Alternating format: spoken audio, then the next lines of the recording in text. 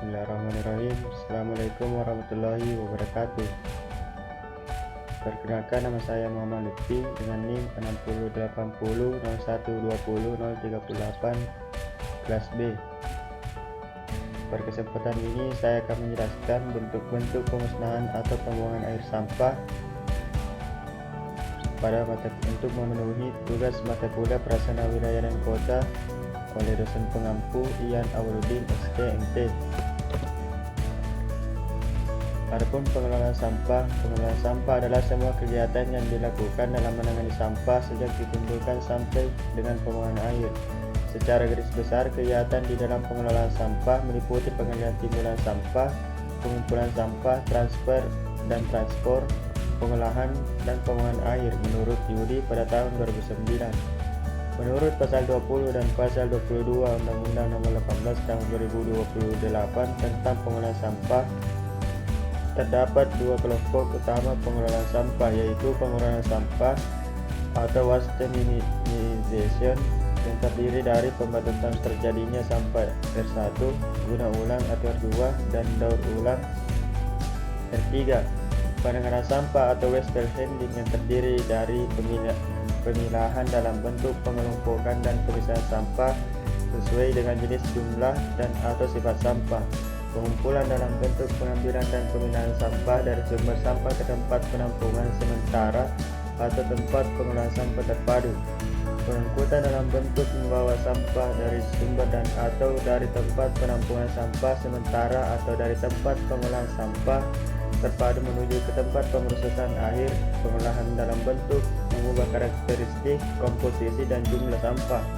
Pemrosesan akhir sampah dalam bentuk pengambilan sampah dan atau residu hasil pengolahan sebelumnya ke media lingkungan secara aman menurut Taman Huri pada tahun 2006. Pengolahan sampah telah diatur dalam pemerintah melalui pasal 19 Undang-Undang Nomor 18 Tahun 2008 tentang pengelolaan sampah.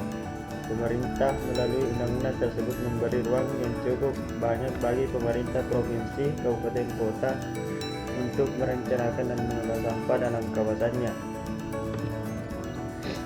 Adapun bentuk pemusnahan atau pembuangan air sampah yang pertama adalah open dumping. Open dumping atau pembuangan terbuka merupakan cara pembuangan sederhana di mana sampah hanya dihamparkan pada suatu lokasi, dibiarkan terbuka tanpa pengaman dan ditinggalkan setelah lokasi tersebut penuh. Masih ada pemerintah daerah yang menerapkan cara ini karena alasan keterbatasan sumber daya manusia, dana, dan lain-lain. Cara ini tidak direkomendasikan lagi mengingat banyaknya potensi pencemaran lingkungan yang dapat ditimbulkannya seperti perkembangan faktor penyakit seperti lalat, tikus, dan lain-lain. Polusi udara oleh bau dan gas yang dihasilkan, polusi air akibat banyaknya lindi atau cairan sampah yang timbul. Kemudian estetika lingkungan yang buruk karena pemandangan yang kotor. Adapun bentuk yang kedua yaitu composting. Kompos dikenal sebagai pupuk organik di mana kandungan unsur N, P, dan K yang tidak terlalu tinggi. Hal ini membedakan kompos dengan pupuk buatan. Kompos sangat banyak mengandung unsur hara mikro yang berfungsi membantu memperbaiki struktur tanah dengan meningkatkan porositas tanah sehingga tanah menjadi gembur dan lebih mampu menyimpan air. Menurut Jobanopoulos dan kawan-kawan pada tahun 1993. Adapun manfaat dari composting, yang pertama adalah memperbaiki struktur tanah, kedua sebagai bahan baku pupuk organik, ketiga sebagai media remediasi tanah yang tercemar atau pemulih tanah akibat pencemaran bahan kimia yang toksik terhadap mikroba tanah, keempat meningkatkan oksigen dalam tanah, kelima menjaga kesuburan dalam tanah, karena mengurangi kebutuhan pupuk organik. Selanjutnya, metode pembuatan kompos. Metode pembuatan kompos adalah proses composting. Proses composting ini merupakan proses dengan memanfaatkan proses biologis, yaitu pengembangan massa mikroba yang dapat tumbuh selama proses terjadi. Metode ini adalah proses biologi yang mendekomposisi sampah, terutama sampah organik yang basah, menjadi kompos karena adanya interaksi kompleks dari organisme yang terdapat secara alami Berdasarkan prinsip proses biologis ini, maka karakteristik dari mikroba menjadi penting untuk diperhatikan. Jenis mikroba yang dimaksud adalah jenis mikroba diklasifikasikan dari cara hidupnya, yaitu yang pertama mikroba anaerobik, yaitu mikroba yang hidup tanpa oksigen. Jenis mikroba ini juga dibagi dalam dua jenis, yaitu mesofilik atau hidup pada temperatur 20-40 derajat Celcius dan termofilik, yaitu hidup pada temperatur 45-70 derajat Celcius. Yang kedua, mikroba aerobik adalah mikroba yang hanya dapat hidup dengan adanya oksigen, sama dengan mikroba anaerobik. Berdasarkan fluktuasi kondisi suhu di dalam tumpukan sampah, tumpukan kompos dapat dibedakan menjadi mesofilik atau termofilik. Proses selanjutnya yaitu proses composting. Proses composting merupakan suatu proses yang relatif mudah dan murah, serta menimbulkan dampak lingkungan yang paling rendah. Proses ini hampir sama dengan pembusukan secara alamiah, di mana berbagai jenis mikroorganisme berperan secara serentak dalam habitatnya masing-masing. Makanan untuk mikroorganisme adalah sampah, sedangkan suplai udara dan air diatur dalam proses composting ini. Jenis sampah sangat mempengaruhi proses pengomposan. Sampah yang dapat dikomposkan adalah sampah organik yang berasal dari jasad hidup sehingga mudah membusuk dan dapat hancur secara alami. Contohnya adalah sayuran, daging, ikan, nasi, ampas perasan kelapa, potongan rumput, daun runting, ranting, dan dari kebun. Berdasarkan teknologi proses pengolahan kompos dapat dibedakan menjadi composting aerobik dan anaerobik. Composting aerobik. Composting aerobik adalah composting yang menggunakan oksigen dan memanfaatkan respiratory metabolisme, di mana mikroorganisme yang menghasilkan energi karena adanya aktivitas enzim yang membantu transfer elektron dari elektron donor menuju eksternal. Elektron akaptor adalah oksigen. Pelaksanaan metode composting secara aerobik memiliki keuntungan dan kerugian dibandingkan dengan menggunakan metode aerobik. Keuntungan metode ini yang pertama, biaya relatif murah untuk windrow composting. Kedua, proses lebih sederhana dan cepat, khususnya yang menggunakan aerasi mekanis. Ketiga, dapat dibuat dalam skala kecil dan mudah dipindahkan atau in-vessel composting, sehingga dapat dibuat dalam bentuk modul-modul. Kerugian dari metode ini yaitu yang pertama, masih menimbulkan dampak negatif berupa bau, lalat, cacing, dan rodent, serta AEHT. Kedua, operasional kontrol temperatur dan kelembaban sulit karena terjadi kontak langsung dengan udara bebas sehingga sulit mencapai kondisi optimal. Ketiga, membutuhkan lahan yang luas untuk sistem windrow composting karena proses pengomposan sampai pematangan membutuhkan waktu minimal 60 hari. Selanjutnya, composting anaerobik. Proses composting tanpa menggunakan oksigen. Bakteri yang berperan adalah bakteri obligate anaerobik. Proses composting anaerobik ini terdapat potensi hasil sampingan yang cukup mempunyai arti secara ekonomis, yaitu gas bio, yang merupakan sumber energi alternatif yang sangat potensial. Berdasarkan pendekatan waste to energy atau WTE, diketahui bahwa 1 ton sampah organik yang menghasilkan 403 kilowatt listrik. Ya, selain menghasilkan energi listrik, metode ini memiliki keuntungan antara lain. Yang pertama, tidak membutuhkan energi tapi justru menghasilkan energi. Kedua, dalam tangki tertutup sehingga tidak menimbulkan dampak negatif terhadap lingkungan. Kerugian dari metode ini antara lain, yang pertama, untuk pemanfaatan biogas dibutuhkan kapasitas yang besar karena faktor skala ekonomis sehingga kurang cocok diterapkan pada suatu kawasan kecil. Yang kedua, biaya lebih mahal karena harus dalam reaktor yang tertutup. Adapun bentuk yang ketiga yaitu sanitary landfill dan controlled landfill. Sanitary landfill atau pengurungan berlapis bersih. Metode sanitary landfill merupakan salah satu metode terkontrol dalam pembuangan limbah padat. Prinsip metode ini adalah membuang dan menumpuk sampah ke suatu lokasi berlego. Memadatkan sampah tersebut kemudian menutupnya dengan tanah. Menurut Julie Murtado Tegumbira Said pada tahun 1988,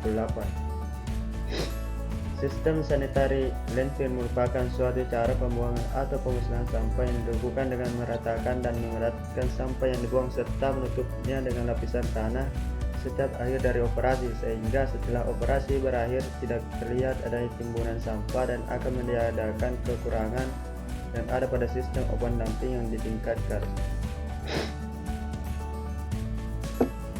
Adapun controlled landfill yaitu sistem pembuangan yang lebih berkembang dibanding open dumping. Pada metode ini sampah yang datang setiap hari diratakan dan dipadatkan dengan alat berat. Sampah dipadatkan menjadi sebuah sel, kemudian sampah yang dapat dipadatkan tersebut dilapisi dengan tanah setiap 5 atau seminggu sekali. Hal ini dilakukan untuk mengurangi bau, mengurangi perkembangbiakan lalat, dan mengurangi keluarnya gas metana. Selain itu dibuat juga saluran drainase untuk mengendalikan aliran air hujan, saluran pengumpulan air lindi atau lift, dan instalasi pengolahannya, pos pengaliran operasional, dan fasilitas pengaliran gas metana. Adapun konsep kontrol landfill dapat dilihat pada gambar berikut. Selanjutnya yaitu incineration atau insinerasi adalah proses pembakaran yang digunakan untuk pengolahan limbah. Proses insinerasi tidak hanya membakar sampah namun juga menangkap sisa-sisa gas buang yang berbahaya bagi lingkungan. Selanjutnya, pada proses insinerasi dilakukan menggunakan alat bernama insinerator. Proses dilakukan dengan pembakaran oksidatif dengan suhu 850 sampai 1400 derajat Celcius. Proses insinerasi mampu mengurangi volume dan bahaya dari sampah-sampah yang diolah. Umumnya proses di dalam insinerator meliputi pengiriman limbah, penyimpanan, pre-treatment, pemulihan incinerasi, pengendalian emisi gas buang, dan manajemen residu padat, dan pengolahan air limbah. Selanjutnya jenis-jenis insinerator. Yang pertama fixed bed insinerator, yang dimana keuntungan insinerator tipe fixed bed adalah harga dan perawatannya relatif mudah dibandingkan dengan tipe lain. Selain itu bentuknya sederhana dan tidak memerlukan lahan yang luas. Yang kedua, moving grade insinerator. Insinerator moving grade sangat banyak digunakan secara umum. Insinerator ini mampu membakar 35 metrik ton sampah per jam dan dengan jenis sampah yang bervariasi. Proses pada insinerator ini terbagi menjadi 3, yaitu pengeringan, pembakaran, dan pasca pembakaran. Yang ketiga, fluidized bed insinerator. Insinerator berikutnya adalah fluidized bed atau yang disebut dengan ruang bakar dasar fluida. Ruang bakar ini menggunakan media pengaduk berupa pasir. Pembakaran akan menghasilkan campuran pasir yang homogeen dengan pasir. Hal ini akan membuat pembakaran di dalam ruang bakar menjadi lebih merata. Kemudian yang keempat yaitu rotary clean incinerator. Incinerator rotary clean sangat cocok untuk pembakaran sampah campuran tanpa pemilihan dan pencecahan. Namun itu membuat alat ini membutuhkan biaya perawatan yang lebih tinggi. Beberapa jenis sampah mungkin menyebabkan erosi, selain itu jenis ini belum digunakan secara luas. Keempat yaitu recycle. Recycle atau daur ulang adalah proses pengumpulan dan pemrosesan bahan bakar, bahan yang seharusnya dibuang sebagai limbah dan mengubahnya menjadi produk baru. Recycle termasuk salah satu dari 3 langkah pengolahan limbah yaitu reuse, reuse, dan recycle. Recycle adalah komponen kunci dari pengurangan limbah modern. Produksi limbah bisa ditekan dengan upaya recycle ini.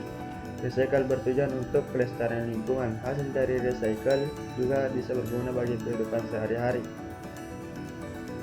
Recycle mencegah emisi banyak gas rumah kaca dan polutan air serta menghemat energi. Menggunakan bahan yang didaur ulang menghasilkan lebih sedikit limbah padat. Sebelum membuang sesuatu, pikirkan apakah semua atau sebagian darinya dapat didaur ulang. Adapun bahan-bahan yang dapat di-recycle, yang pertama adalah limbah kertas dan karton. Mendaur ulang kertas sangat penting untuk memastikan kamu mengurangi dampak lingkungan dan mengurangi limbah umum. Mendaur ulang kertas memerlukan 70% lebih sedikit energi daripada membuat kertas baru. Kedua yaitu plastik. Ada sekitar 50 kelompok plastik yang berbeda dengan ratusan jenis yang berbeda. Sebagian besar jenis plastik dapat didaur ulang. Ini membantu mengurangi jumlah sampah yang dikirim ke TPA dan membantu mencegah sampah masuk ke lautan. Yang ketiga, logam.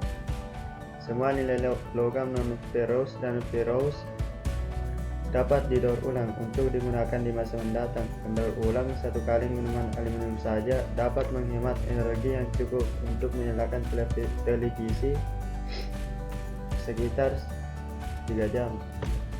Itulah presentasi dari saya, lebih dan kurangnya mohon dimaafkan. Wabillahi taufiq wal hidayah. Wassalamualaikum warahmatullahi wabarakatuh.